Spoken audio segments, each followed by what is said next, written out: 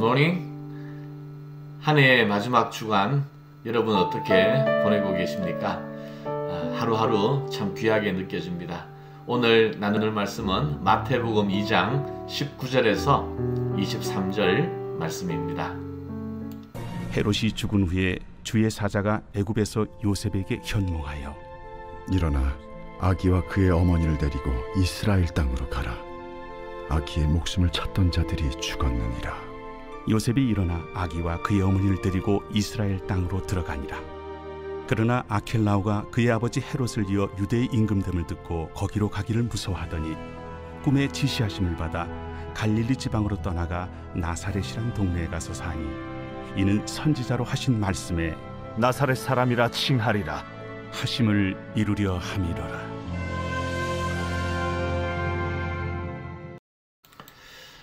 네, 성탄절 중심으로 마태복음 2장 말씀을 나누었습니다. 토요일 성탄 축하 예배에서 동방박사 그들의 첫 예배에 대해서 말씀을 나누었고요.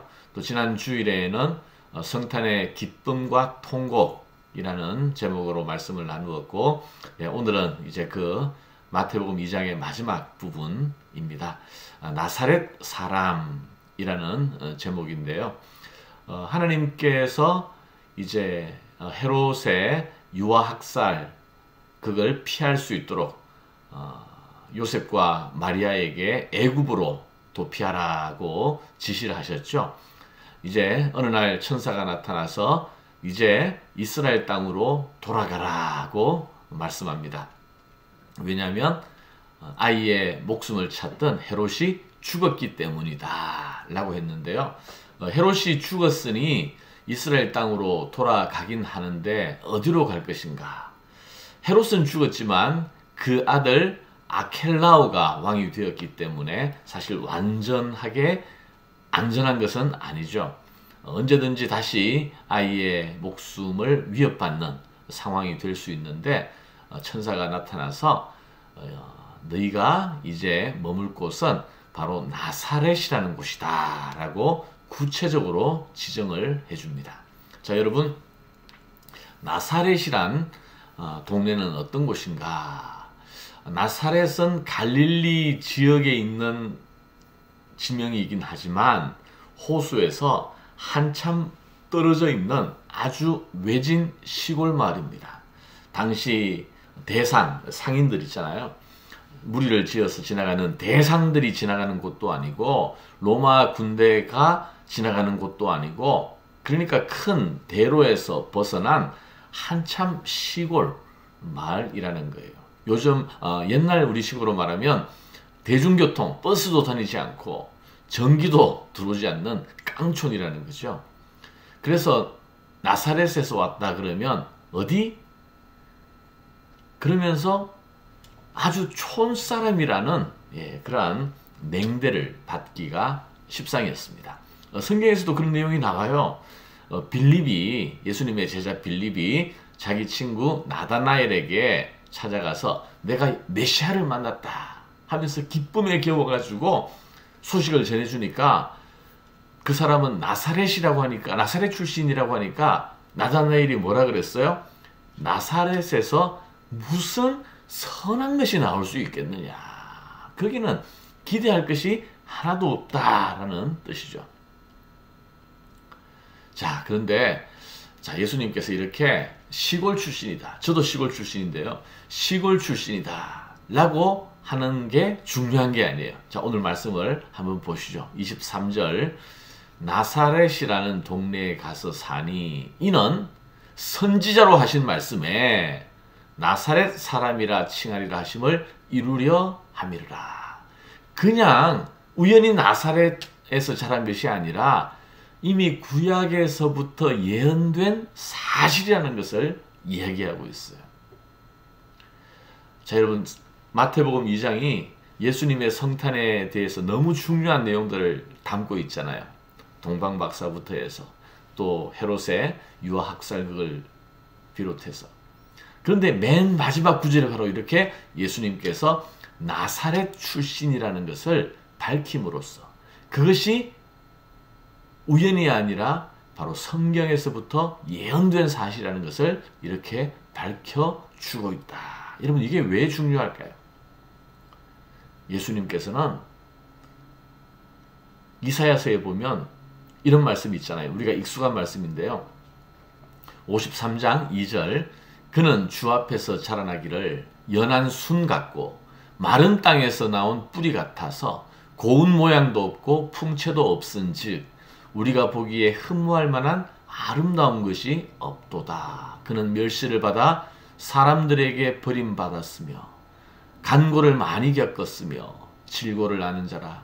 마치 사람들이 그에게서 얼굴을 가리는 것 같이 멸시를 당하였고 우리도 그를 귀히 여기지 아니하였도다. 자, 예수님께서 이렇게 세상적인 기준으로 보면 볼품없고 기대할 만한 것이 없는, 여러분, 왜 예수님께서 화려한 왕궁이 아니라 집도 없이 이름 없는 말구유에서 태어나셨을까요?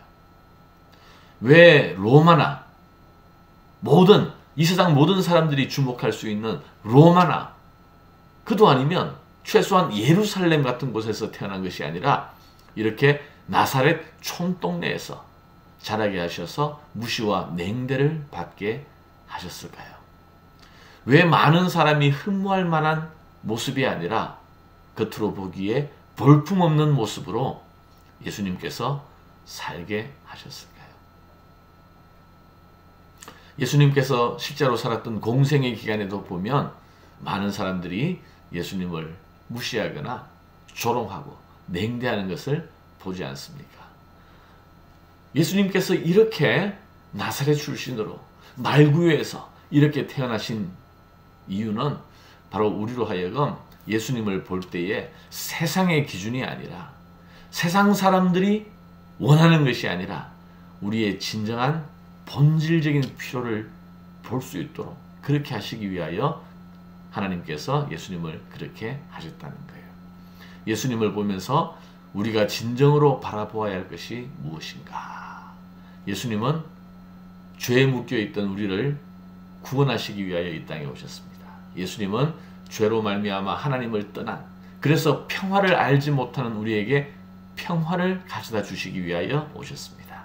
예수님은 빛으로 오셔서 어둠 속에 있는 우리가 영원한 생명을 보고 알도록 이 땅에 오셨습니다. 절망 속에 있는 우리를 구원하시고 살리기 위하여 이 땅에 오셨습니다. 그래서 예수님을 우리가 메시아라, 우리의 구세주라, 하나님의 아들이라 우리가 바라보고 믿고 고백하는 것 아니겠습니까? 자, 여러분, 2022년 한 해가 이제 저물어 가고 있습니다. 올 한 해 우리가 세상적인 기준으로 볼 때는 어떤지 잘 모르겠어요. 어쩌면 세상적인 기준으로 볼 때 예수님이 나사렛 출신인 것처럼 내세울 것 없고 볼품 없고 세상 사람들이 찾고 있는 그러한 화려한 영광과는 거리가 먼 그러한 것으로 우리가 한 해를 살았을 수도 있습니다. 그러나 우리가 기억해야 할 참다운 기준은 뭐냐? 바로 예수님께서 이 땅에서 보여주셨던 모습, 바로 우리의 구원, 오늘 주님께서 우리에게 가져다 주신 구원을 얼마나 우리가 누렸는가? 예수님께서 평화를 위해 이 땅에 오셨는데 우리는 예수 안에서 평화를 위해서 다른 사람과 화목하기 위하여 얼마나 수고하고 애썼는가? 또 예수로 말미암아 얻게 된 이 생명을 얼마나 다른 사람들에게 나누고 또 복음 전하는, 또 선교사님들을 세우고 후원하는 일에 우리가 얼마나 함께 했는가? 이러한 영적인 기준으로 2022년 한 해를 또 이렇게 되돌아보고 평가할 수 있는 그러한 한 해의 마지막이 되었으면 좋겠습니다. 기도하겠습니다. 하나님 감사합니다. 자, 2022년 한 해를 또 저희들이 마무리하는 시간 속에 있습니다. 하나님, 세상의 기준, 세상 사람들이 바라고 탐내고 또 그들이 내세우는 화려한 기준이 아니라 바로 예수님께서 이 땅에 오셨던 참 모습을 우리가 묵상하고 돌아보면서 구원과 평화와 생명과 복음을 위하여 우리가 한 해 어떻게 쓰임받았는지를 돌아보고 또 우리의 새로운 한 해를 세워나갈 수 있도록 인도하여 주시옵소서.